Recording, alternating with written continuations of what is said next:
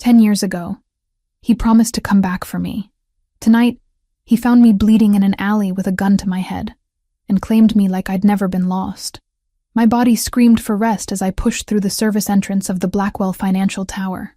2 a.m, and the city felt like a graveyard with skyscrapers for tombstones. I'd spent the last 6 hours on my hands and knees scrubbing office floors that would be dirty again by noon, all for $13 an hour that barely kept me and Megan afloat. The plastic grocery bags cut into my palms as I started the familiar trek home. Discount bread from the bakery's day-old bin. Generic ibuprofen because the name brand was $3 more. Megan's medication, the cheap alternative that didn't work as well but was all I could afford. Every item in these bags represented a calculation, a sacrifice, a choice between bad and worse. The financial district emptied out hours ago, leaving behind only shadows and the occasional homeless person huddled in doorways. I kept my head down and my pace quick. 40 minutes on foot instead of taking the bus saved me $4.50 each way. $9 a day. $63 a week. That was 2 doses of Megan's medication. The math was simple, brutal, and inescapable. Light drizzle started halfway through my walk, the kind that doesn't seem like much until you realize you're soaked through. My threadbare jacket offered about as much protection as tissue paper. The cold seeped into my bones, joining the permanent ache that lived there now. 26 years old, and I felt ancient, used up, hollowed out by years of just surviving. I was passing the mouth of an alley between 2 shuttered warehouses when I heard voices. Male. Aggressive. The kind of tones that made smart women cross the street and walk faster.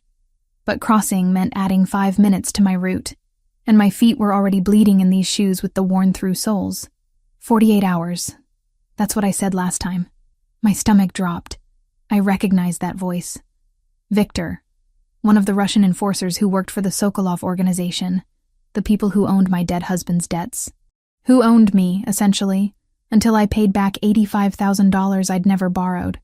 I tried to slip past unnoticed, but Victor's eyes found me like a predator spotting prey. Lauren Vasquez. He stepped out of the alley, and I could smell the vodka on him from 6 feet away. 2 other men flanked him, both built like refrigerators. Funny seeing you here. Saves me a trip to that shithole apartment of yours. My fingers tightened on the grocery bags. I told you last week. I need more time. My sister is sick. I'm working double shifts. Your sister. Victor's laugh was ugly. Yeah, I know about little Megan. 18, right? Sick girl. Be a shame if something happened to make her sicker. Ice flooded my veins. Don't you dare!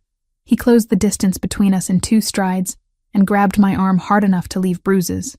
48 hours, or we come collect. And maybe we don't just take you. Maybe we take her too. Pretty girls fetch good money, even sick ones. The grocery bags fell from my numb fingers. This was it. This was how I died. Or worse, in an alley at 2 a.m, killed by debts from a man I'd been forced to marry, a man I'd hated every day of our mercifully short union. Headlights cut through the drizzle like twin blades. A vehicle approached with predatory silence. A black SUV that screamed money and danger in equal measure. It stopped at the curb, engine purring like a satisfied cat. The back door opened. A man stepped out. Even in the dim streetlight, even through the light rain, I could tell this wasn't someone you ignored. Tall, easily 6'3", with shoulders that spoke of violence held in check. His suit probably cost more than I made in 6 months. Perfectly tailored charcoal fabric that somehow remained pristine despite the weather. 3 other men emerged with him, all carrying themselves with the same controlled menace. Let her go. The words came with an accent I couldn't place. Not Russian. Italian, maybe.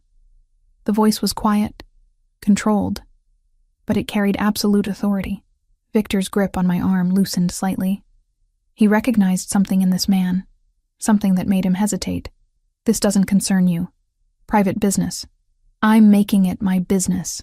And the man moved closer, and more details resolved in the weak light. Dark hair slicked back from a face all sharp angles and harder edges. Who do you work for? Nikolai Sokolov. Victor's voice had lost some of its swagger. Who the hell are you? Gabrielle Fioraldi. The name dropped between them like a blade. Her debt now belongs to me. Consider it paid in full as of this moment. Fioraldi. The name meant nothing to me, but it clearly meant something to Victor. The Russian released my arm completely, taking a full step back. Boss Sokolov won't like this. That debt is ours by right. Boss Sokolov can take it up with me directly if he has an issue. Gabriel's tone hadn't changed. Still quiet. Still controlled. Somehow, that made him more terrifying. Now leave. Before I decide I don't like how you were touching her. Victor looked at me, then at Gabriel, clearly calculating his chances. Whatever math he did, it came up short. He and his men retreated toward a car I hadn't noticed parked further down the street, throwing looks over their shoulders like dogs expecting to be kicked. I stood frozen as their engine started and they peeled away into the night. The drizzle continued to fall, soaking through my jacket, plastering my hair to my skull. My grocery bags lay scattered on the wet pavement. Bread probably ruined. Gabriel moved into my line of sight, studying me with an intensity that made my skin prickle. Up close, the dim light revealed more. A scar running vertically down his chin, another cutting through his left eyebrow. His nose had been broken at least once and healed crooked. These weren't decorative scars. They were the map of a violent life. You've been working at the Blackwell Tower for 8 months.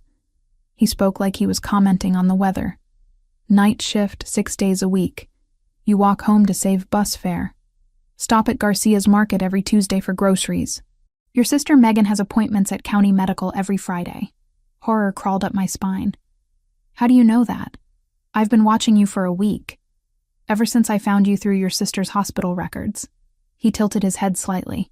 You don't recognize me, do you? Something in his voice made me actually look at him. Not as a threat. Not as another man trying to hurt me, but as a person.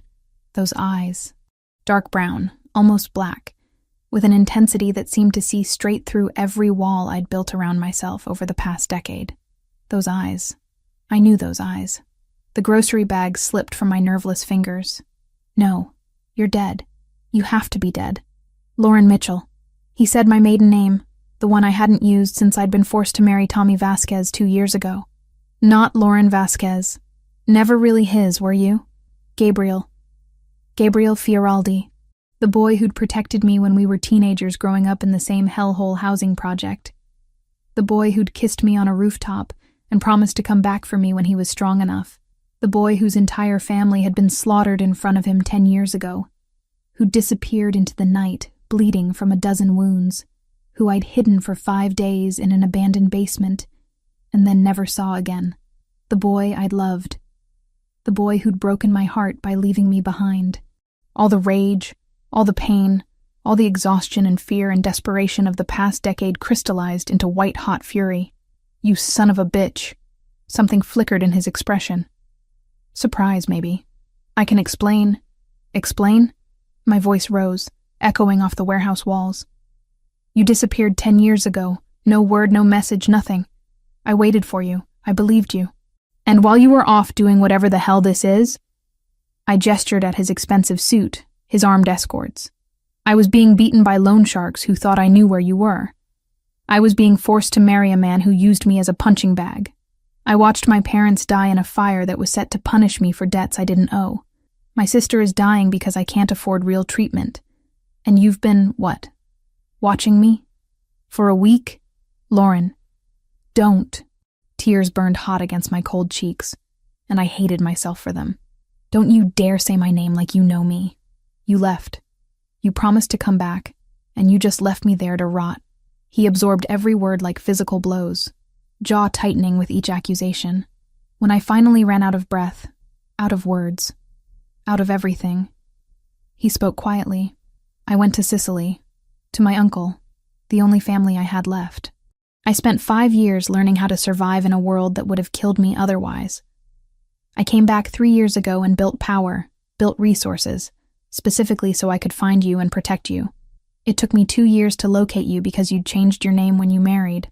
That's supposed to make it better? That you were off becoming this... I didn't even know what to call him. While I was drowning? No. Simple. Honest. Nothing makes it better. But I'm here now. And that debt Victor mentioned? It's gone. You don't owe the Sokolovs anything. You owe me now. I don't want to owe you anything. Too late. The debt transfers the moment I claimed it, which means you belong to me until it's paid off. His eyes never left mine. Get in the car. I'll take you home. I'd rather walk. 40 minutes in the rain. Your shoes have holes in them. You're exhausted enough to collapse. He gestured to the SUV. Get in the car, Lauren. No. We stared at each other in the drizzle. A decade of history and hurt between us. Finally, he stepped back. Then my men will follow behind you. Make sure you get home safely. Because Nikolai Sokolov just learned that I took his property, and he's not going to be happy about it. The implications of that sank in slowly. You just painted a target on me. The target was already there the moment you inherited Tommy Vasquez's debts. I just made it official. He returned to the SUV, then paused with the door open. You're being watched now, Lauren. By me, and by people who want to hurt me through you. That's the reality. You can accept my protection, or you can keep pretending you're fine on your own. Either way, I'm not disappearing again. He climbed into the vehicle, and it rolled forward slowly, matching my pace as I bent to gather my ruined groceries. The bread was soaked through. The medicine bottle had rolled into the gutter. Everything felt symbolic, like my life leaking away into dirty rainwater. I walked. The SUV followed behind me, headlights illuminating my path through the empty streets. 40 minutes of humiliation, of feeling those eyes on my back, of remembering a boy I'd loved, and trying to reconcile him with this dangerous stranger. When I reached my building, Gabriel emerged one more time. He handed me a thick envelope without a word. Inside, I could feel the weight of cash, and something smaller, a business card. First installment. His voice was soft. This isn't over, Lauren. It's barely begun. The SUV pulled away, leaving me standing in the rain with more money than I'd seen in years, and the ghost of a promise I'd stopped believing in a long time ago. I didn't sleep. How could I? Knowing that envelope contained enough cash to pay 3 months of Megan's treatment. I sat at our rickety kitchen table until dawn, counting $100 bills with shaking hands. $100,000. More money than I'd seen in my entire life, just handed to me by a ghost who'd become a stranger. When pale morning light finally crept through our cracked windows, I checked on Megan, still sleeping, fever-free for once. I kissed her forehead and slipped out for my morning shift at the diner, exhausted but functional. I'd worked on less sleep before. The hallway outside our apartment stopped me cold. 2 men in dark suits stood stationed like sentries, one on each side of our door. They straightened when they saw me, hands moving instinctively toward jacket interiors. Mrs. Vasquez. The taller one nodded respectfully. We're here to ensure your safety. I didn't ask for guards. Mr. Fioraldi insists. Of course he did. I pushed past them, taking the stairs because waiting for the elevator meant more time under their watchful eyes. They followed at a discreet distance, shadows I couldn't shake. The black SUV from last night sat parked across from the diner when I arrived for my shift. Different vehicle, same message. I was being watched, controlled, owned by a man who thought throwing money at me erased a decade of abandonment. My hands trembled as I poured coffee, took orders, delivered plates of greasy food to customers who barely looked at me. Every time the door opened, I flinched. Every time a car passed, I checked if it was his. The other waitress, Maria, kept asking if I was okay. I lied and said I was fine. The lunch rush ended. I collected my tips, $43.60, and headed home, those damn guards trailing behind me like well-dressed shadows. I climbed the stairs to our apartment, keys already in hand. The door was unlocked. Ice flooded my veins. I'd locked it. I always locked it, triple-checked it, because Megan was inside, and vulnerable. I burst through, ready to fight or scream or both. Gabriel sat on my threadbare couch like he owned it. Megan was awake, propped up with pillows, talking to him animatedly about some book he'd apparently brought her. She looked happier than I'd seen her in months. "Lauren!" She beamed at me. Gabriel brought me the entire Chronicles series, the ones I wanted but we couldn't afford, and he says he knows a doctor who might be able to help with my treatment. My vision tunneled. "Megan, go to your room. Her smile faded. But, now, please. She shot Gabriel a confused look before shuffling to the bedroom we shared, closing the door softly behind her. The moment the latch clicked, I rounded on him. How dare you break into my apartment? Gabriel remained seated, infuriatingly calm. I didn't break in. The landlord let me in. You bribed my landlord? I purchased the building this morning, so technically I let myself into my own property. He gestured to the water-stained ceiling. This place is a health hazard. You shouldn't be living here. Get out. I paid for Megan's treatment, 3 months in advance. The clinic called to confirm. You had no right. My voice cracked. No right to go behind my back, to make decisions about my sister without asking me. You need help. I didn't ask for your help. I didn't ask you to insert yourself into my life, to throw money around like it fixes everything. I was shaking now, 10 years of rage and pain pouring out. You can't just buy me, Gabriel. I'm not property you acquire because you feel guilty. He stood slowly, and I remembered how big he was, how much space he took up in my tiny apartment. You owe me now. That's how this works. The debt transferred from Sokolov to me the moment I claimed it. I didn't agree to that. You didn't have to. That's not how debt works in my world. His eyes were hard, calculating. You belong to me until it's paid off. So yes, I can make decisions about your living situation, your sister's treatment, your safety, because you're mine now. The possessiveness in his voice sent shivers down my spine. Not entirely from fear. That was the worst part. Some traitorous part of me responded to his intensity, to being wanted with such absolute certainty. I don't want to be anyone's, I whispered. Too late. He moved closer, and I could smell him now. Expensive cologne mixed with something darker, more primal. You can fight me on this, Lauren, but you'll lose. Or you can accept my help and let me protect you and Megan the way I should have been doing for the past decade. You're not protecting me. You're controlling me. Sometimes they're the same thing. I wanted to hit him. Wanted to scream. Instead, I stood there trembling with impotent fury as he walked to my door, pausing with his hand on the frame. I'll be back tonight. We have things to discuss. Don't bother. I'll be back anyway. He left, closing the door softly behind him, leaving me in the wreckage of my carefully maintained independence. The week that followed became a surreal nightmare.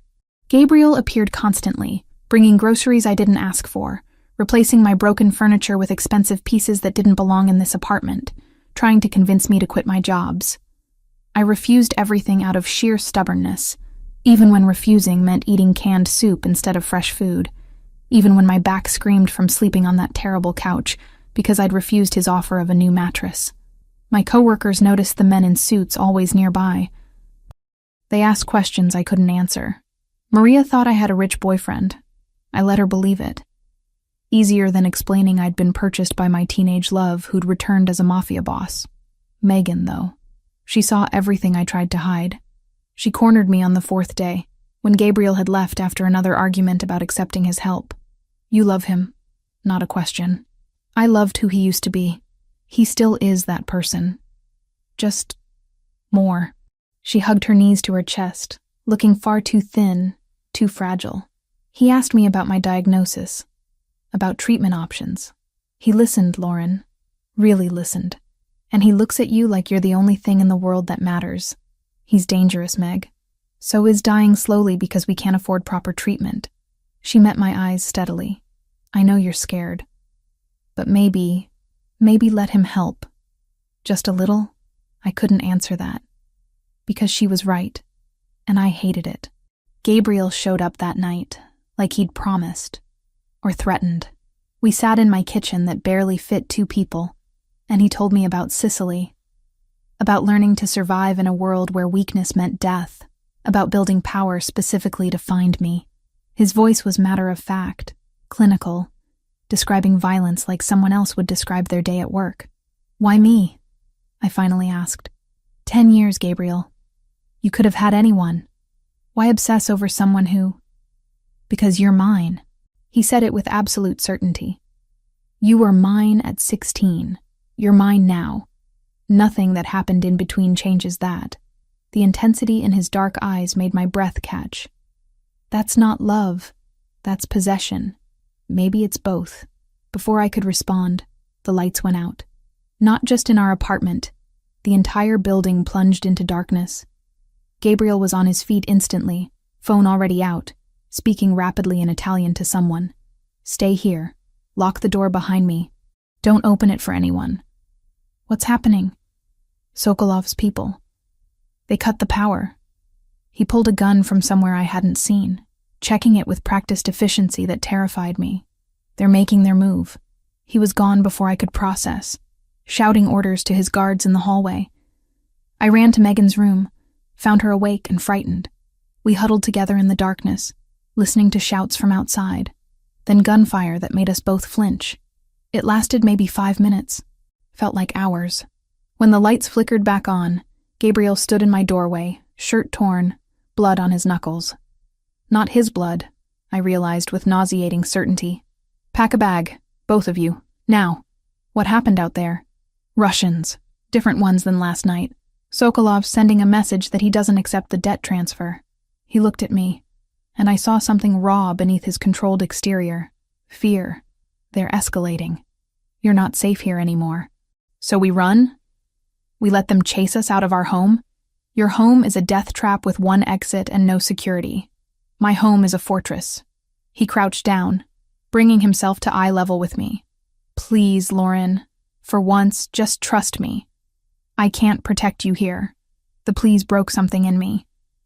I'd never heard him say it before, not in this life. I looked at Megan, pale and shaking, and knew I didn't have a choice anymore. Just until this blows over, I said. Temporarily, of course. But something in his expression said he was lying, that once I stepped into his world, I'd never step out again. I started packing, hands shaking, while Gabriel made phone calls and his guards secured the building. Outside my window, I could see 2 men on the ground, not moving. This was my life now. Blood and violence and a man who'd claimed me like I was territory to be conquered. And the worst part? Some dark corner of my soul whispered that I'd been waiting for him to come back and claim me all along. Gabriel moved into my life like a conquering army. Within 48 hours of the shooting incident in our hallway, he'd installed a security system so sophisticated it probably tracked my heartbeat, reinforced our flimsy door with something that looked bulletproof, and stationed armed guards in rotating shifts outside our apartment. Privacy became a distant memory, a luxury I'd taken for granted until men in expensive suits knew my schedule better than I did. I kept working out of sheer stubborn defiance. Morning shift at the diner, evening cleaning at another office building after the first one cut my hours. Every step I took, shadows followed. Gabriel's men, silent and efficient, ensuring I was never alone. My coworkers stopped asking questions when they realized the answers would terrify them. The worst part wasn't the surveillance. It was how Gabriel filled every space I tried to keep empty. He brought dinner when I worked late, waited in my kitchen like he belonged there, fixed things I'd learned to live with broken. The radiator that clanked stopped clanking. The window that wouldn't close suddenly sealed perfectly. Small invasions that added up to complete occupation. You need to stop, I told him one night after Megan had gone to bed. She'd been getting stronger with the treatments he'd paid for, color returning to her cheeks. And I hated how grateful that made me feel. This hovering, this constant presence, it's suffocating. Gabriel sat on my couch, looking completely at ease in my cramped apartment despite his expensive suit. I'm protecting my investment. I'm not an investment. I'm a person. You're both. His dark eyes studied me with unsettling intensity. And you're exhausted. Working 2 jobs when you don't have to anymore is just pride. It's called independence. It's called stupidity. He leaned forward, elbows on his knees. You owe me $100,000, Lauren. You could work yourself to death and not pay that off in 5 years. Or you could accept my help and focus on things that actually matter. Like what? Being your kept woman? Something dangerous flickered in his expression. Is that what you think this is? What else would I call it? You pay my bills, control where I go, decide what's safe for me. That's not protection, Gabriel. That's ownership. Maybe I want to own you. He said it so calmly, like discussing the weather. Would that be so terrible? Being mine completely? My heart hammered against my ribs. You can't just say things like that. Why not? It's the truth. He stood, and suddenly my small living room felt even smaller. I've spent 10 years building power specifically so I could find you and keep you. I'm not going to apologize for wanting what's mine. I was never yours to begin with. You were always mine. He closed the distance between us in 2 strides. From the first time I saw you at 16, terrified in that housing project hallway. You belonged to me then. You belong to me now. The only thing that's changed is now I have the resources to actually protect you. By trapping me, by loving you. The words hit like a physical blow. Even when I was in Sicily getting my face rearranged by my uncle's trainers, even when I was killing my way through the Fioraldi ranks to become boss, you were the reason. Every brutal choice, every compromise with my conscience. It was so I could come back strong enough to keep you safe. I couldn't breathe. Couldn't think past the raw honesty in his voice. You don't know me anymore. Then let me learn. His hand came up slowly, giving me time to pull away. I didn't. His fingers traced my jaw with surprising gentleness. Tell me about the last 10 years. Tell me everything I missed. So I did. Maybe because I was tired of carrying it alone. Maybe because some part of me had been waiting a decade to make him understand the cost of his absence.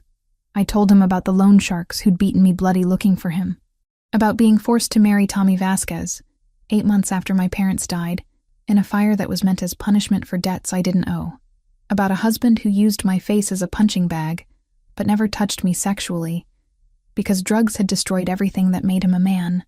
He died owing more than he was worth, I said flatly. Got shot in some deal gone wrong. I didn't cry at his funeral. I felt nothing but relief that it was over. And then I realized it wasn't over, because his debts transferred to me, and Megan got diagnosed, and I've spent the last year and a half just trying to survive one day at a time. Gabriel's jaw had gone tight, a muscle jumping beneath his scarred skin. I should have found you sooner. You should never have left. I was 18, and bleeding out from a dozen wounds. Staying would have gotten us both killed. His thumb brushed across my cheekbone. My uncle in Sicily was the only family I had left. Don Salvatore. He trained me, taught me how to survive in a world where weakness means death. 5 years I spent there, learning things that would give you nightmares. Then I came back and spent 3 more years fighting my way to the top of the Fioraldi organization. Why them specifically? Because they had territory, resources, and most importantly, they had history with the Sokolovs who killed my family. His eyes went cold, distant. It took me 3 years to eliminate every man directly responsible for that massacre. I did things I'm not proud of, became someone my 18-year-old self wouldn't recognize. But I did it so I'd be strong enough that no one could ever hurt you again. Nikolai Sokolov is still alive, I pointed out. Nikolai wasn't involved in the original massacre. He was just a kid, maybe 15. His uncles ordered the hit on my family, and I killed every single one of them. Gabriel's voice was matter of fact, clinical. Nikolai inherited the wreckage 2 years ago and rebuilt.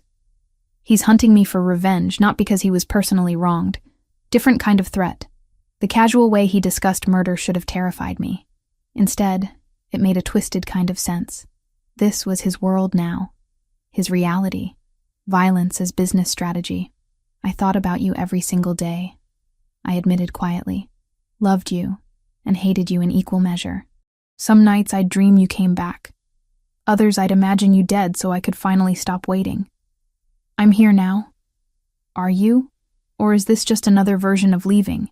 You say you want me, but what you really want is absolution. To prove you made the right choice abandoning me. His hand tightened on my face, not painfully but firmly. I want you. Not redemption. Not forgiveness. You, messy and angry and damaged. All of you, Lauren. I'm not some prize to be won. Then what are you? His voice dropped lower, intimate. Tell me you don't feel this. Tell me 10 years actually changed what we had. It changed everything. Did it change how you feel when I'm close? He was barely an inch away now, his breath warm against my lips. Did it change the fact that you're mine, no matter how much you fight it?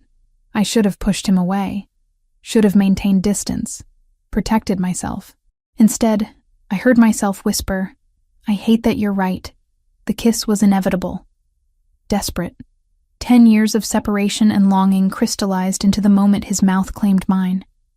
It wasn't gentle or sweet. It was possession and fury and need all twisted together until I couldn't tell where my anger ended and desire began. His hands tangled in my hair, tilting my head back for better access. I gripped his shirt hard enough to tear fabric. Years of frustrated rage finding an outlet in the violence of how we came together. When he backed me against the kitchen wall, I didn't protest. When his knee pressed between my thighs, I gasped against his mouth and pulled him closer. Then reality crashed through the haze. I shoved hard against his chest, breaking the kiss, stumbling sideways to put distance between us. I can't. My voice shook. I can't do this. Gabriel stood perfectly still, chest heaving, eyes dark with want. Why not?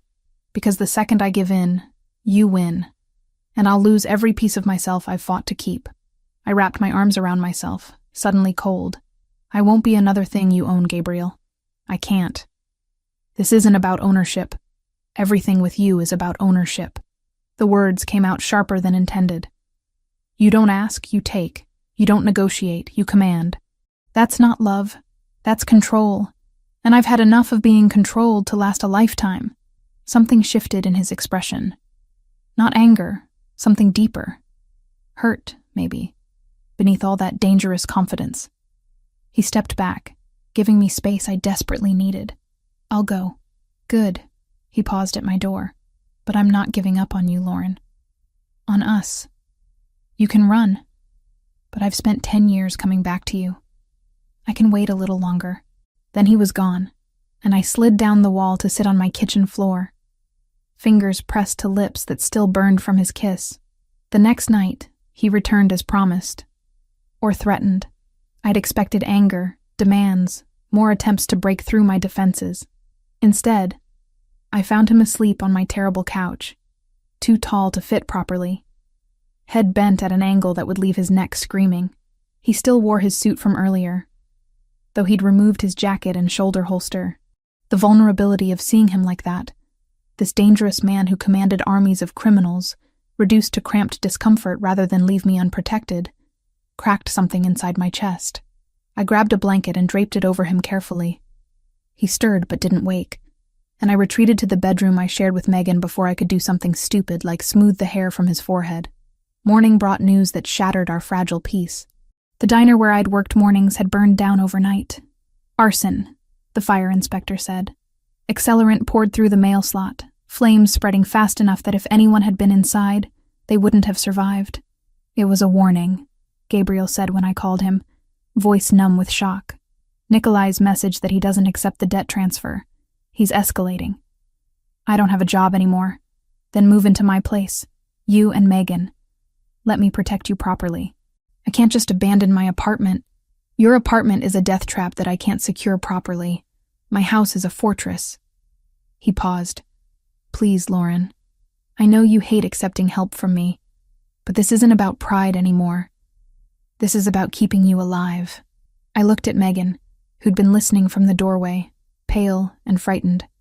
She nodded slightly, giving me permission to make the choice that terrified me.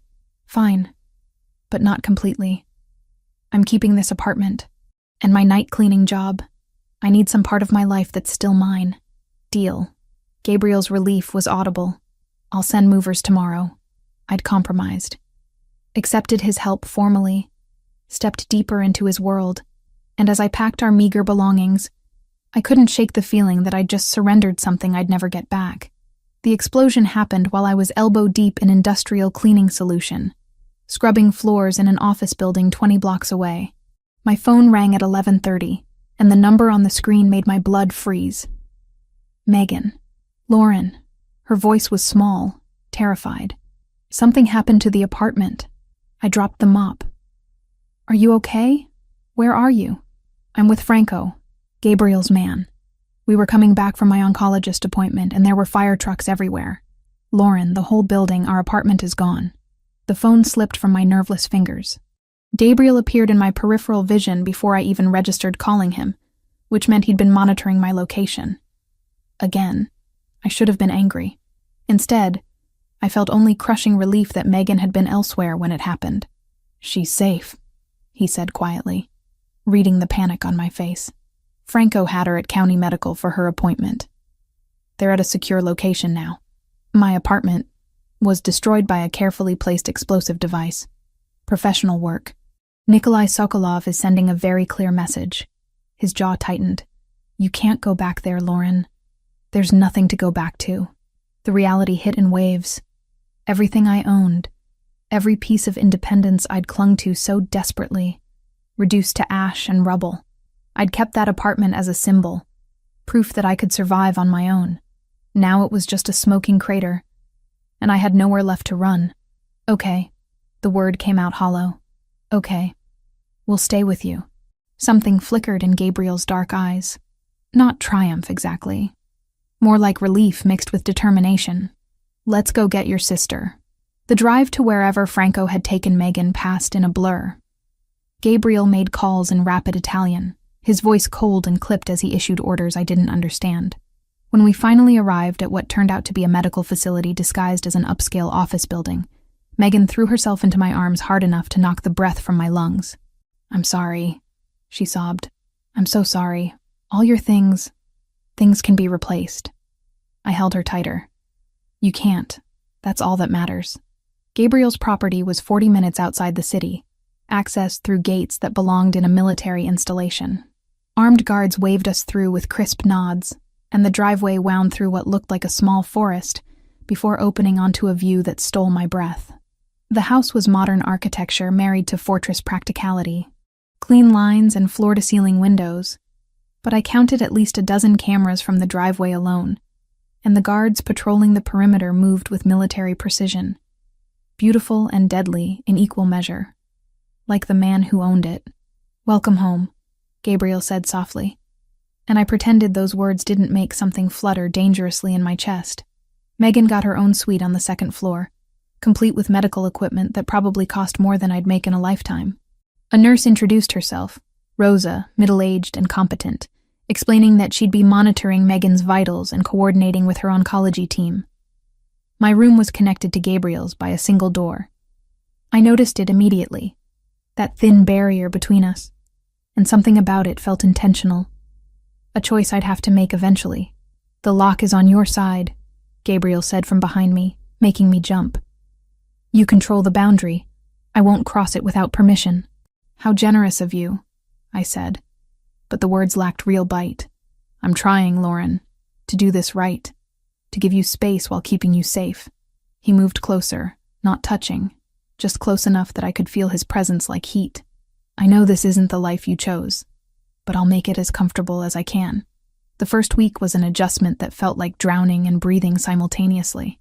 Megan thrived under Rosa's care, color returning to her cheeks, energy levels rising. Watching her laugh while reading in the sun-drenched library, I couldn't maintain my resentment at Gabriel for forcing this move. Not when it was saving her life. Gabriel himself became a constant, unavoidable presence. He brought me coffee every morning, prepared exactly how I liked it despite never asking. He replaced the threadbare clothes I'd lost in the explosion with quality pieces that fit perfectly, because he'd somehow memorized my measurements. Small invasions that accumulated into something I couldn't quite name. "We need to talk about Nikolai Sokolov," he said one evening, 2 weeks into our cohabitation. We sat in his study, a room all dark wood and leather that smelled like old books and danger. "I'm moving against him in 5 weeks.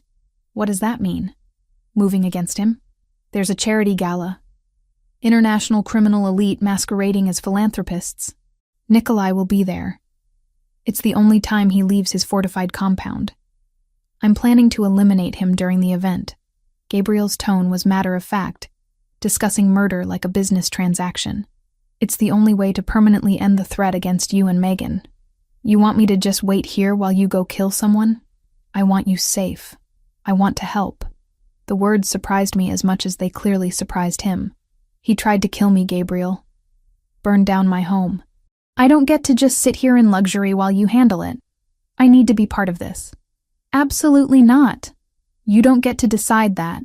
We stared at each other across his massive desk, wills clashing silently. Finally, Gabriel sighed. running a hand through his dark hair in a gesture of frustration I remembered from when we were teenagers. If you participate, you follow my orders exactly. No improvisation. No heroics. You do precisely what I tell you, when I tell you. Those are my terms. Deal. Lauren, I said deal, Gabriel. Don't push it. Something that might have been admiration flickered across his face. You're going to be the death of me. Better me than Nikolai Sokolov. The 5 weeks that followed blurred together in a strange domestic rhythm. Gabriel trained his security team in the mornings, movements precise and lethal as he demonstrated techniques I tried not to find attractive. I watched from the house, coffee cooling in my hands, fascinated and disturbed by this version of the boy I'd loved. Evenings, he sat with Megan in the library, reading to her when she was too tired to hold a book herself, watching them together. This dangerous man being so gentle with my fragile sister cracked something in my carefully maintained defenses. He really loves you, Megan said one night after Gabriel had left. Like, obsessively. It's kind of intense. It's kind of terrifying. Maybe it's both. She studied me with eyes that saw too much. When are you going to stop punishing him for leaving? He's here now. He's been here consistently for weeks. At some point you have to decide if you're going to forgive him or not. I don't know if I can. Then figure it out. Because that man would burn the world down for you, Lauren. And I think you feel the same way about him. Even if you're too scared to admit it. The night before the gala, I found Gabriel alone in his study, surrounded by blueprints and photographs. He looked up when I entered, exhaustion evident in the lines around his eyes. Can't sleep? He asked. Can't stop thinking. I moved to the window overlooking his property, lit up like a prison yard. What happens after tomorrow? After Nikolai is dead and the threat is gone? What do we become then? Whatever you want us to be. He came to stand beside me, our reflections overlapping in the glass. I want you to stay. Build a life here, with me. But if you want to leave once it's safe, I won't stop you. Your debt is paid, Lauren. Has been from the moment I claimed it. You don't owe me anything. Then why all of this? The protection, the money, the constant presence? Because I'm selfish. Because I've spent 10 years becoming powerful enough to keep you. And now that I have you here, I don't want to let go. His voice dropped lower, intimate. But I will. If that's what you need. Your happiness matters more than my wants. I turned to face him fully, and the space between us felt charged, inevitable. What if I don't know what I want? Then let me show you what we could have. His hand came up slowly, cupping my face with surprising gentleness. No pressure, no demands. Just us. Seeing if what we had at 16 can exist now that we're who we've become. We're not the same people. No, we're better. Stronger. We've survived things that should have broken us. His thumb traced my cheekbone. Maybe we're finally strong enough to survive each other. The kiss was different from the violent collision in my apartment kitchen. This was slow, deliberate. A question rather than a demand. I melted into it, into him. A decade of resistance crumbling under the tenderness and how he held me. When he pulled back, his eyes searched mine. Stay with me tonight. Not because you owe me. Not because you're scared. Because you want to. I should have said no. Should have maintained boundaries. Protected myself. Instead, I took his hand and let him lead me through that connecting door I'd kept locked for weeks. What happened in his room was tender and intense. Years of longing crystallized into touch and whispered confessions. He treated me like something precious, taking his time, learning what made me gasp and arch against him. And when he finally moved inside me, it felt like coming home to a place I'd been searching for without knowing it existed. After, wrapped in his arms with my head on his chest, he whispered something in Italian against my hair. I didn't understand the words, but the meaning was clear in how he held me, like letting go might kill him. What did you say? I murmured, half asleep. That I've spent 10 years finding my way back to you, and I'm never leaving again. I should have been scared by the intensity of that promise. Instead, I just held him tighter and let myself believe, for the first time in a decade, that maybe I didn't have to face everything alone anymore. The ballroom of the Grandmont Hotel dripped wealth from every crystal chandelier. Women in gowns worth more than my former annual salary glided past servers like me, invisible in our crisp white shirts and black vests. The irony wasn't lost on me. 2 months ago, I'd been scrubbing floors. Now I was infiltrating criminal elite while carrying a vial of sedative in my pocket that could stop a man's heart if I miscalculated the dose. You remember the plan? Gabriel's voice came through the nearly invisible earpiece he'd insisted I wear. Drug the Russian. Get out. Let you handle the rest. I adjusted the champagne flutes on my tray, hands steadier than they had any right to be. I've got this. If anything feels wrong, I'll abort. We've been over this a dozen times.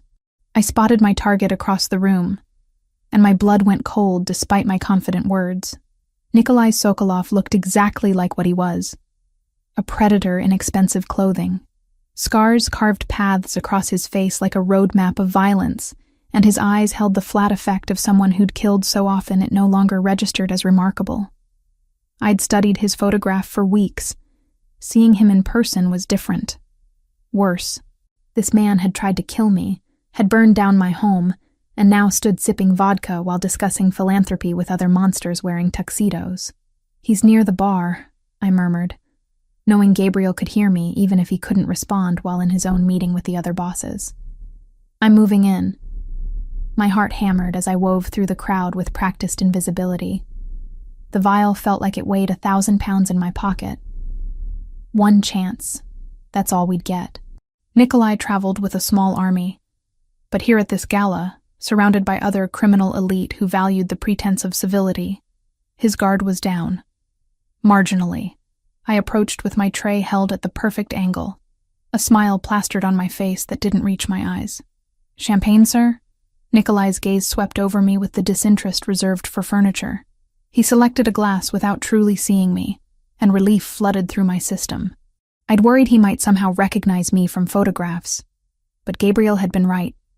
Men like Nikolai didn't look at the help. I waited until he turned back to his conversation partner, then made my move. The vial's contents went into a fresh glass with practiced precision, invisible against the golden liquid. I approached again, this time from a different angle. Fresh champagne, sir? Your glass is nearly empty. This time he looked at me, really looked, and something in his flat eyes made my skin crawl. Thank you. He took the drugged glass, but didn't drink. Instead, he held it while continuing his conversation, and I forced myself to drift away naturally, not rushing, just another server moving through the crowd. Minutes ticked by with agonizing slowness. I watched from across the room as Nikolai raised the glass to his lips, then paused, lowered it, said something to the man beside him, a bodyguard built like a tank, who laughed and accepted the champagne as if Nikolai was offering a gift. No. The bodyguard drank deeply. Nikolai selected a fresh glass from a passing server's tray. He knew. Somehow, impossibly, he knew. Gabriel, I whispered urgently into my earpiece. He switched drinks. The plan is compromised. I need to... A hand clamped around my upper arm with bruising force. Another server, except servers didn't move like trained killers. Mr. Sokolov would like a word. Quietly. I tried to pull away. His grip tightened until bones ground together. I said quietly, "Make a scene and I'll put a bullet in that pretty bartender behind you. Your choice." I stopped struggling. Let him guide me through a service door, down a hallway lined with industrial kitchen equipment, into a storage room that smelled of flour and fear. Nikolai waited inside, flanked by 2 more men, the bodyguard who'd drunk the sedative already swaying on his feet. Lauren Mitchell. Nikolai's accent turned my name into something ugly. Or should I say Lauren Vasquez, Gabriel Fioraldi's pet project. Did you really think I wouldn't recognize you? I don't know what you're talking about. My voice came out steadier than expected. I'm just a server. He backhanded me hard enough that I tasted copper. Don't insult my intelligence. I've known you were coming since the moment Gabriel bought your false credentials from my inside man. His smile was all teeth and malice. Did you think your lover's security was impenetrable? I've had someone on his payroll for weeks, long enough to learn all about his precious Lauren and her dying sister. The room tilted. inside man, traitor in Gabriel's organization, which meant Nikolai pulled out his phone, swiped to a video, and my world ended. Megan, tied to a chair in what looked like an abandoned office, blood trickling from a cut on her forehead, terror written across her too thin face. Rosa lay motionless in the corner, and I couldn't tell if she was breathing. Your sister proved surprisingly difficult to acquire. Gabriel's mansion has excellent security. Nikolai tilted his head, studying my reaction like a scientist observing an experiment. But money buys many things, including the passcode to disable that security from the inside. My men walked right through the front door while Gabriel was busy preparing for tonight. If you hurt her... The threat died in my throat. What could I possibly do? I was powerless, trapped, and Megan was miles away in the hands of men who'd murdered Gabriel's entire family without hesitation. Call him. Nikolai held out his phone. Tell your lover that if he wants his precious girls to survive the night, he'll come alone to the old industrial district, Warehouse 7 on Camden Street. I believe he knows the location well, the warehouse where Gabriel's family had been slaughtered 10 years ago. Of course, this was never just about business or territory. This was personal. Revenge served cold across a decade. My hands shook as I dialed Gabriel's number. He answered on the first ring. Lauren, where are you? You cut out. He has Megan. My voice cracked. Gabriel, he has her. He had someone inside your security. They took her from the mansion. Silence. Then, in a voice colder than I'd ever heard from him, put Sokolov on. Nikolai took the phone with obvious satisfaction. Fioraldi, you killed my uncles, destroyed my family's legacy. Tonight, I return the favor. Warehouse 7. Alone. You have 1 hour, or I start mailing you pieces of the women you love. He ended the call and smiled at me. Now we wait. And while we wait, you can watch your sister suffer every time you fail to cooperate. The drive to the warehouse happened in surreal silence. I sat wedged between two of Nikolai's men in the back of an SUV, watching the city lights blur past while my mind raced uselessly. Gabriel would come. Of course he would. And Nikolai would kill us all, completing his revenge in the same place where this cycle of violence had begun. He loved his uncles, you know, Nikolai said conversationally from the front seat. The ones your Gabriel murdered so methodically. Boris and Dmitry Sokolov. They raised me after my parents died. Taught me everything about power, about respect, about what it means to be truly feared. He glanced back at me. Gabriel took that from me, left me with nothing but their corpses and a burning need to watch him suffer. They killed his entire family, I said flatly. Murdered them in their own home. He was 18 years old. They were eliminating competition. Business. Nikolai shrugged. Gabriel made it personal by refusing to die with them. And then he spent years systematically destroying everything my uncles built. So yes, this is very personal. I'm going to kill you slowly. Make him watch. Then I'll kill the sister. Then, when he's completely broken, I'll put a bullet in his skull exactly where he shot my Uncle Boris. Poetic, no? The warehouse loomed ahead, a skeletal structure of rusted metal and broken windows. My last chance at escape was slipping away with every second.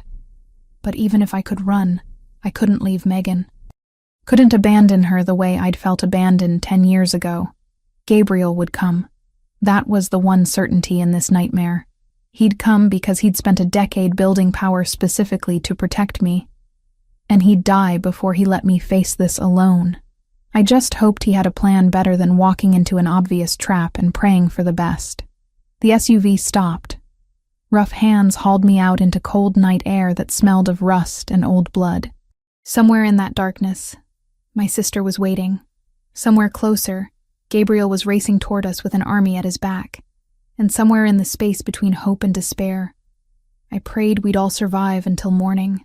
They dragged me into the warehouse's skeletal remains, my feet catching on broken concrete and twisted metal. The space smelled like decay and old violence, and I understood why Nikolai had chosen it.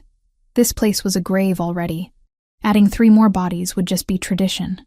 Megan sat tied to a chair in what had once been an office on the 2nd level, visible through shattered windows.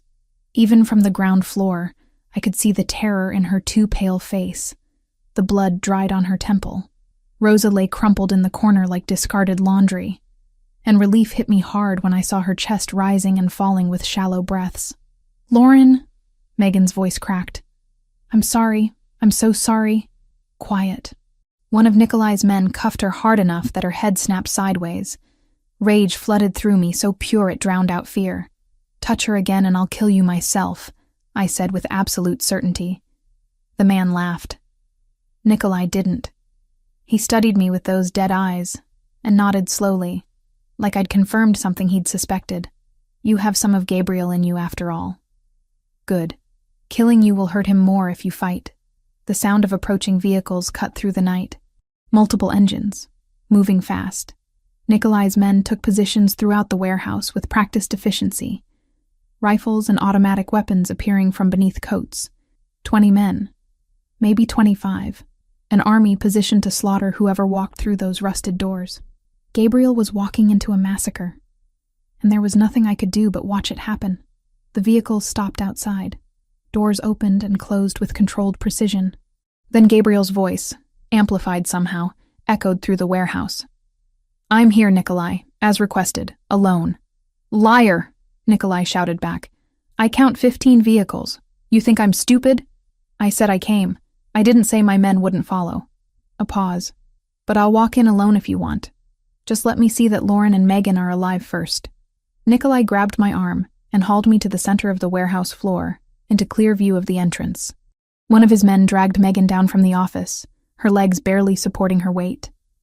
We stood exposed under the skeletal ceiling, moonlight streaming through gaps in the rusted metal roof. "They're alive," Nikolai called out. "For now. Come in, Fioraldi. Let's finish what my uncles started 10 years ago." The main door creaked open. Gabriel stepped through alone, hands raised, no visible weapons.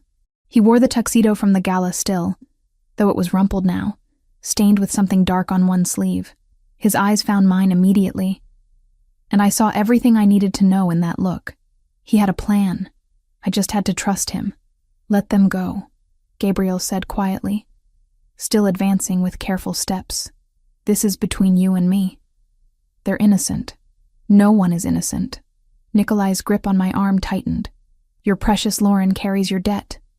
The sister is leverage. They stay until you're dead. Then they follow you." The gunfire started before he finished speaking. Not from Nikolai's men. From above. From outside. From angles I hadn't seen anyone take. Gabriel's men. Positioned while Nikolai had been focused on the dramatic confrontation. The warehouse erupted into chaos. I hit the ground, pulling Megan down with me as bullets tore through the air where we'd been standing. Nikolai dove for cover, screaming orders in Russian. His men returned fire, but they were caught in crossfire from multiple directions, trapped in a killing box of Gabriel's design. Through the chaos, I watched Gabriel move. This wasn't the careful, controlled man I'd been living with. This was the weapon he'd been forged into during 5 years in Sicily. Every movement was economical, lethal. A gun appeared in his hand from somewhere, and men fell before they could track him. He advanced like a force of nature, unstoppable and terrible. I covered Megan with my body, trying to shield her from the violence while knowing it was futile. We were ants caught between warring gods, and our survival depended entirely on which god won. Minutes felt like hours. The sound was deafening.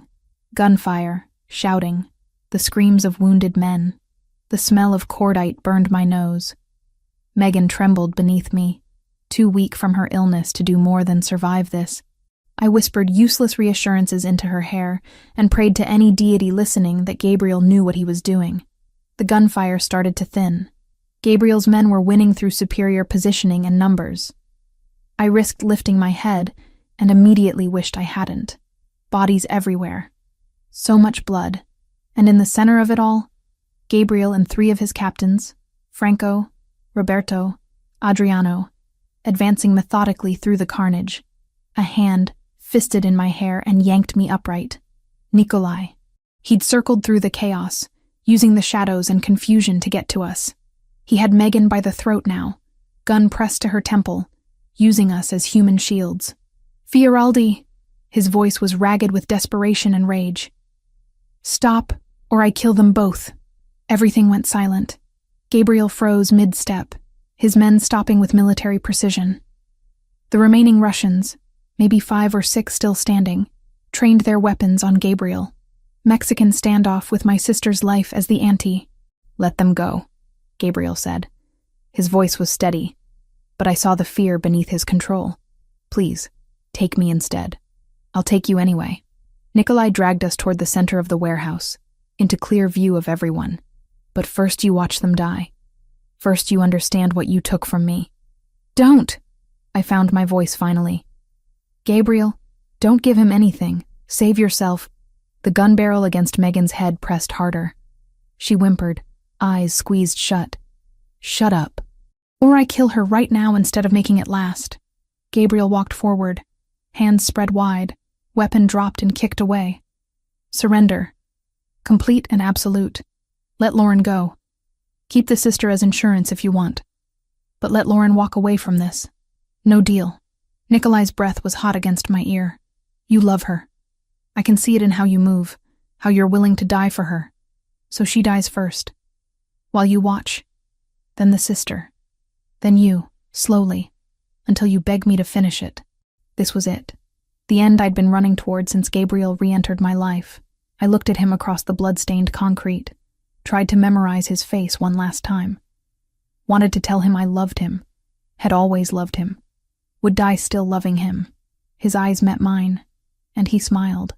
Small, barely there, but definitely a smile. Then he mouthed 2 words. "Trust me." Everything happened in rapid succession. Megan, who I'd thought was frozen in terror, suddenly twisted and bit down on Nikolai's hand with desperate strength. He jerked reflexively, gun wavering away from her temple for 2 critical seconds. Gabriel moved like he'd been released from invisible restraints. His hand blurred to his ankle, pulling a backup weapon I hadn't seen. 3 shots, so fast they sounded like one extended crack. Nikolai's shoulder, the arm holding the gun. His chest, center mass. His head, final and absolute. The Russian fell backward, dead before he hit the ground. His remaining men tried to react, but Gabriel's forces cut them down in a coordinated volley that lasted seconds. Then silence. True silence. The kind that only comes when all the killing stops. I couldn't move. Couldn't breathe. Just stood frozen while my brain tried to process that we'd survived. That somehow, impossibly, Gabriel had turned certain death into victory. Then he was there, arms around me, pulling me against his chest hard enough that I felt his heartbeat hammering against my cheek. "You're okay. You're safe. I've got you." I broke. 10 years of holding myself together through impossible circumstances shattered, and I sobbed into his blood-stained tuxedo while he held me like letting go would kill him. Megan collapsed against us both, and we stood there in the center of carnage, 3 people who'd survived what should have ended us. "We need to move," Franco said quietly. "Police are 8 minutes out. Medical van is outside for the girl." Gabriel scooped Megan up like she weighed nothing, carrying her toward the exit, while keeping one arm around me, refusing to let me stumble alone through the aftermath. The night air outside tasted impossibly sweet after the enclosed death of the warehouse. A medical vehicle waited as promised. Rosa was already inside, conscious now and demanding to know if Megan was safe. The reunion between nurse and patient made me cry harder, and I didn't even care anymore about maintaining composure. Gabriel gave orders in rapid Italian, coordinating our evacuation, while sirens grew louder in the distance. We transferred to an unmarked SUV and fled into the night, leaving behind bodies and questions for the police who served bosses in expensive suits rather than justice. The safe house was 40 minutes away. Megan received treatment from a doctor who didn't ask questions, stitches and fluids and sedatives to let her body rest from the trauma. Rosa hovered nearby, apologizing endlessly for not protecting her better. I couldn't find the words to tell her she'd done everything possible against impossible odds. When Megan finally slept, when Rosa settled in to monitor her, when the adrenaline finally wore off, I found myself sitting on a couch in an unfamiliar living room while my hands shook uncontrollably. Gabriel sat beside me silently, just there, solid and real and alive. After a while, he took my trembling hands in his, warming them with his larger ones. "I thought I'd lost you," I whispered. "When you walked in there alone, I thought I was never alone." I had 40 men positioned before I ever made the call. His thumb traced circles on my palm. "And I had you. You kept Megan calm, kept yourself alive.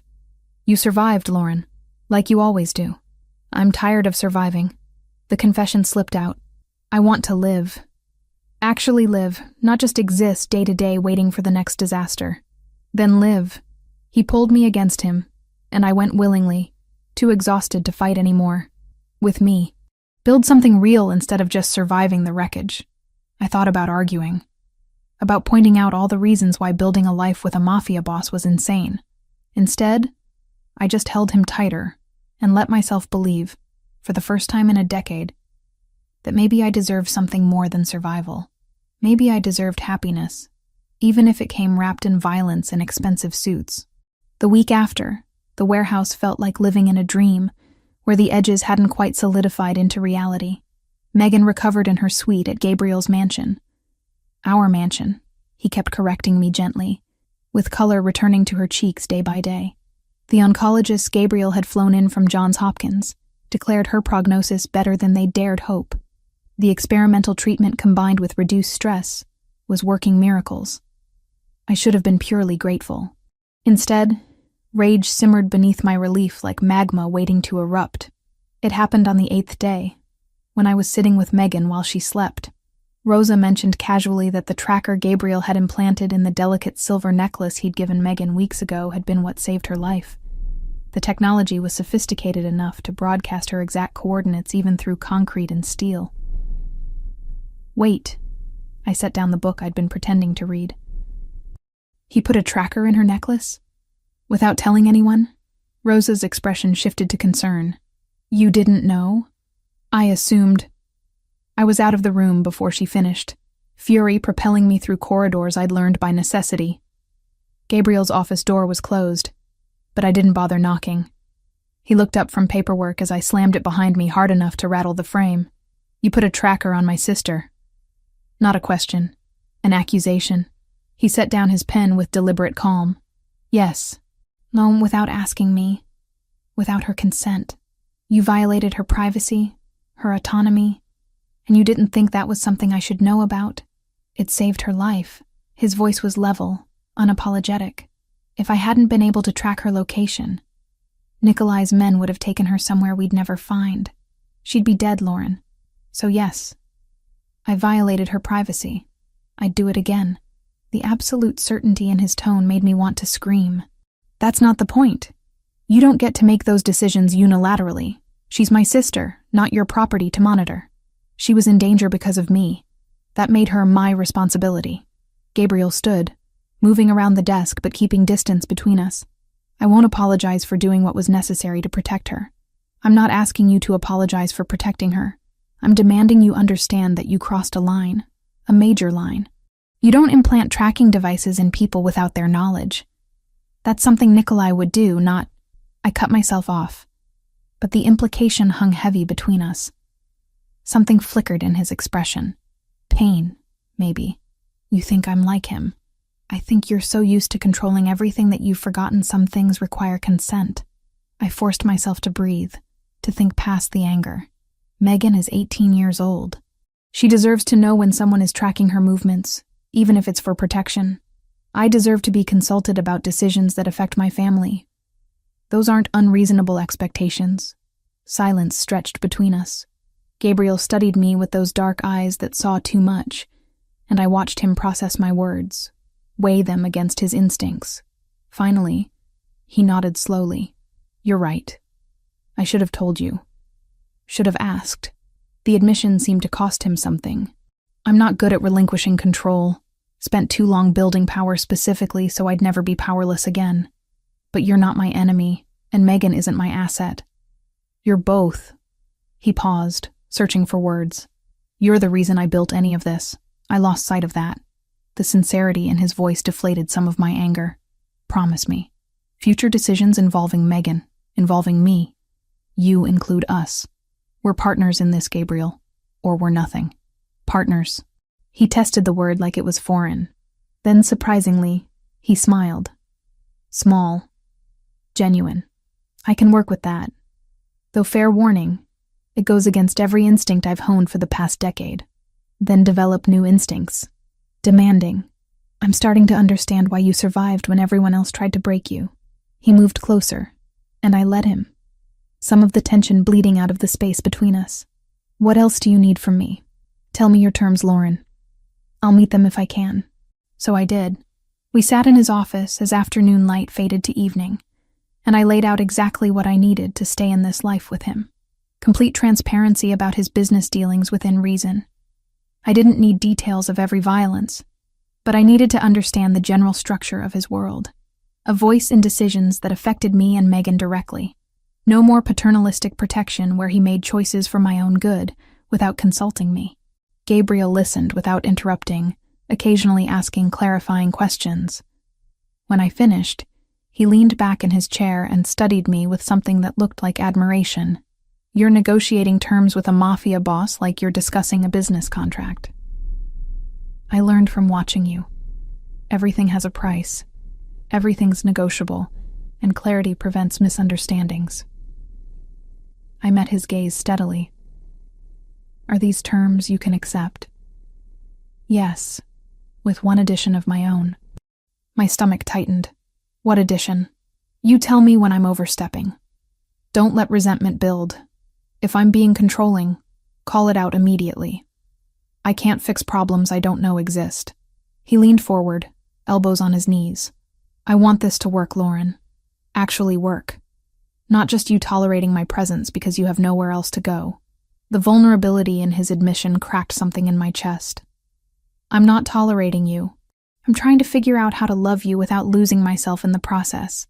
Do you? Love me still? I never stopped. That's the problem. I looked away, unable to hold his gaze while admitting this. I hated you for leaving, but I never stopped loving you. Even when I married Tommy, even during the worst parts, some pathetic part of me was still waiting for you to come back. Gabriel closed the distance between us, kneeling in front of my chair so we were eye level. I'm sorry. For leaving. For taking so long to find you. For every moment you suffered because I wasn't there. I'd change it if I could. Go back and make different choices. But I can't. All I can do is promise that I'm here now, and I'm not leaving again. Why did you? The question I'd been avoiding. Really. The truth, not the strategic explanation. He took a breath, and I watched him decide how honest to be. After the massacre, I was bleeding out in that basement where you'd hidden me. 18 years old, and watching my family's blood dry on my hands.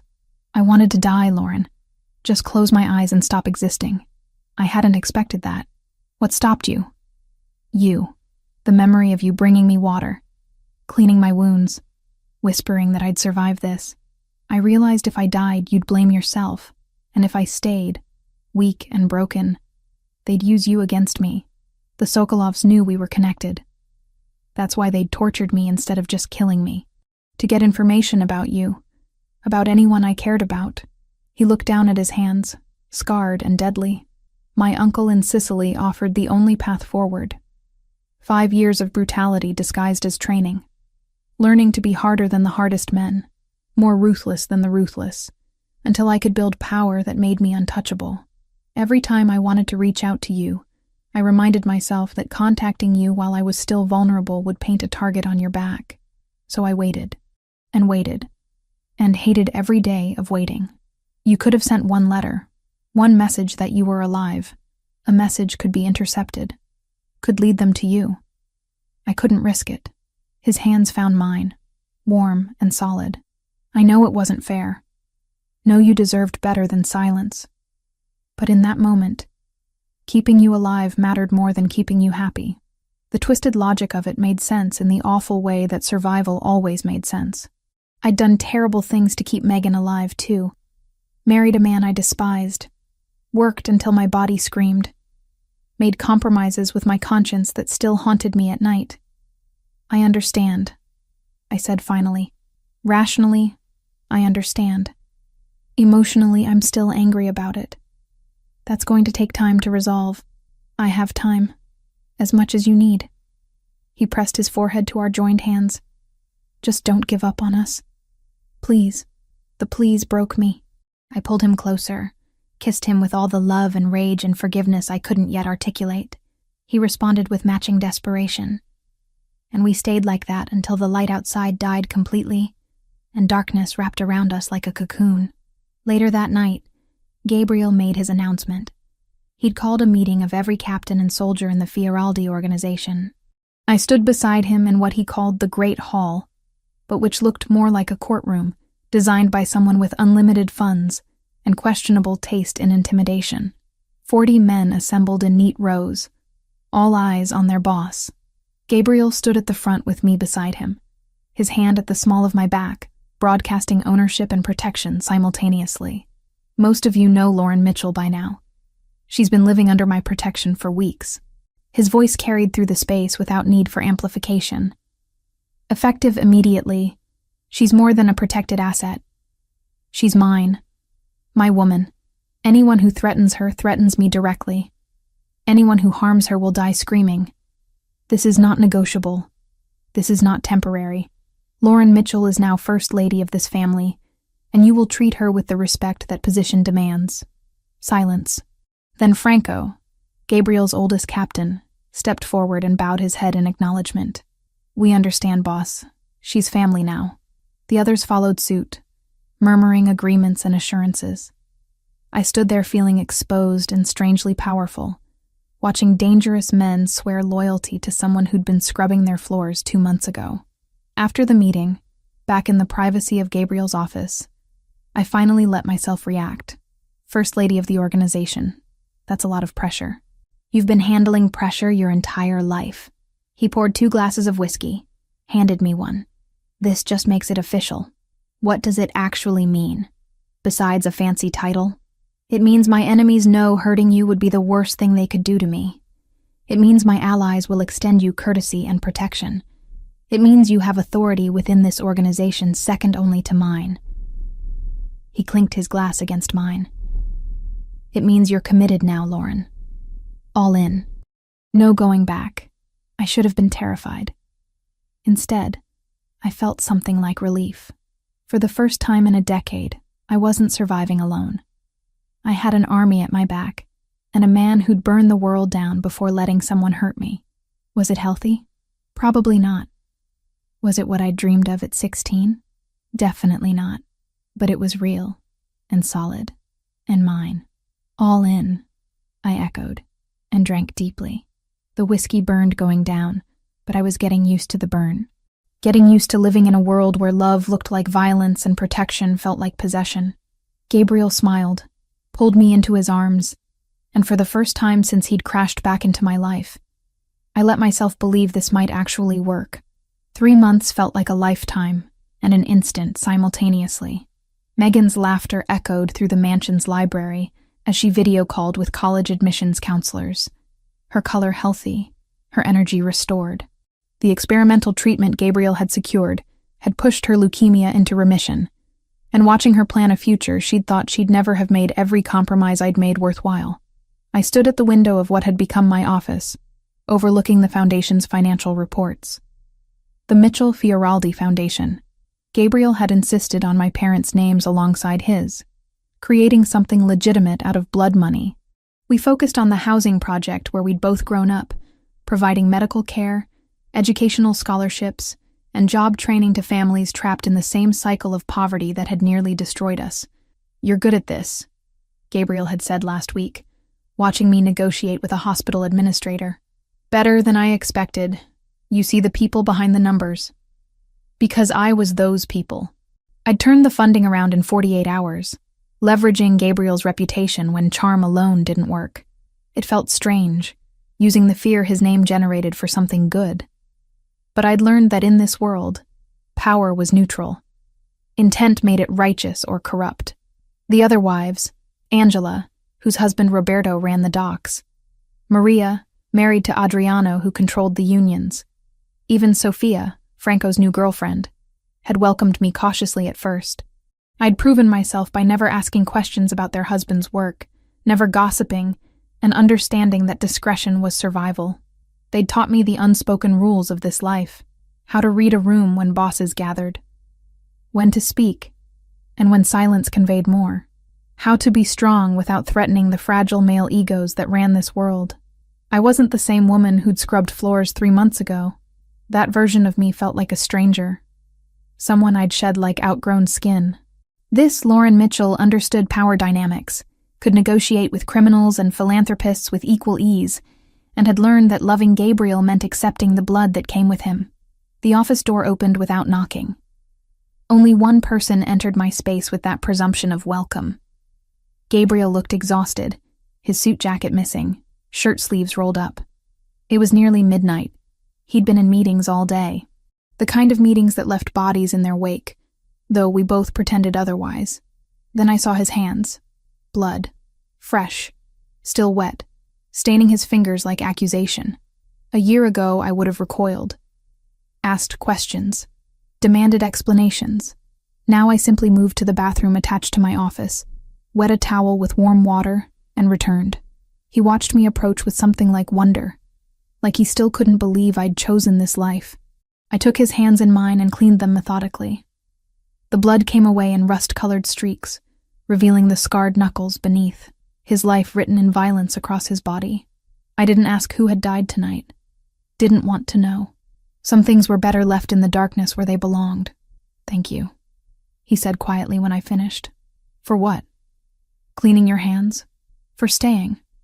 For not looking at me with horror every time I come home from the ugly parts of my work? His fingers laced through mine. For choosing me anyway. I met his dark eyes, seeing the boy I'd loved and the man he'd become, and understanding they were both him. You chose me first, 10 years ago. Every brutal thing you did was to get back to me. How could I do less? He pulled something from his pocket with his clean hand. A small velvet box that made my heart stutter. We'd talked about marriage in abstract terms. Someday when things settled. But Gabriel's world never settled. Violence was a constant, punctuated by brief moments of peace. I was going to plan something elaborate. Dinner, romance, the whole traditional proposal. He opened the box, revealing a ring that stole my breath. An emerald the precise shade of my eyes, set in white gold with clean lines that were elegant without ostentation. But tonight, watching you clean blood from my hands without flinching, I realized I don't want to wait anymore. Gabriel, let me finish. His voice carried the same intensity he brought to everything. I'm not going to lie to you, Lauren. Life with me will be dangerous. There will always be rivals trying to prove themselves. Always be threats we have to neutralize. I can't promise you safety or normalcy or anything resembling a regular life. What I can promise is that I will love you until my last breath, that you'll never face danger alone, that I'll build you a kingdom if you ask, burn down empires if you need me to. He dropped to one knee in my office, this dangerous man who commanded armies, making himself vulnerable in the way that mattered most. Marry me. Not because you owe me, not because you're trapped here. Marry me because you want to. Because 10 years wasn't enough to kill what we have, and I need another 50 or 60 years to make up for the time I lost. Tears blurred my vision. I should have been thinking about the practical implications, the danger, the reality of becoming permanently tied to the Mafia. Instead, I thought about scrubbing floors until my hands bled, about watching Megan waste away because I couldn't afford proper treatment, about a decade of just surviving, waiting for life to start. Gabriel had given me life. Not just survival, but actual living. Purpose and power, and the terrifying freedom that came with being loved absolutely. Yes, the word came out steady despite my tears. Not because I need you, because I choose you. Every day for the rest of our lives, I choose you. He slid the ring onto my finger with hands that trembled slightly. This man who never showed weakness. Then he was standing, pulling me against him, kissing me like I was oxygen and he'd been drowning. I kissed him back with everything I had. This man who'd spent a decade becoming someone powerful enough to keep me. I finally found you, he murmured against my lips, switching to English from his usual Italian endearments. After 10 years of searching, building, fighting. You're mine, Lauren. And you're mine. I pulled back enough to meet his eyes. That's the difference now. Not your possession. Ours. We belong to each other. His smile transformed his face, softening the hard edges into something almost boyish. I can live with that. Mutual ownership. Partnership. Better practice it. You're stuck with me now. Best decision I ever made. We stood there in my office, holding each other while the clock ticked toward tomorrow. Outside, his empire spread across the city, built on violence and fear. Inside this room, we were just two people who'd survived impossible circumstances and found each other again. It wasn't the fairy tale I'd dreamed about at 16. It was better. Real. Earned through suffering and sacrifice. The kind of love that understood darkness because we'd both lived in it. 6 months later, we married in the mansion's garden. Small ceremony. Just Megan as my maid of honor.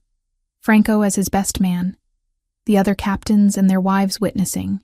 No white wedding dress. I wore deep green that matched my ring. No traditional vows. We wrote our own, promising honesty over perfection, partnership over obedience. When the officiant pronounced us married, Gabriel kissed me like a man claiming what was his, and I kissed him back like a woman who'd finally stopped running. Lauren Mitchell became Lauren Fioraldi that afternoon. Not an ending, but a transformation. The girl who'd scrubbed floors still lived inside me, keeping me grounded when the wealth and power became overwhelming. The woman I'd become understood that sometimes love looked like violence, and protection felt like control, and family was chosen rather than given. Our story had started 10 years ago, with a broken promise on a rooftop. It had survived separation, suffering, and the kind of obstacles that destroyed weaker foundations. Now it began again. Not with naive hope, but with clear-eyed understanding of exactly what we were building together. Gabriel's hand found mine as we faced our strange assembled family. His grip was warm, solid, and permanent. A promise he'd spent a decade preparing to keep. I held on tight and stepped forward into our future, whatever darkness it might hold, because some lights only shine brighter against the black, and ours had been forged in fire hot enough to burn away everything except what mattered most. Each other, finally. Completely. Forever.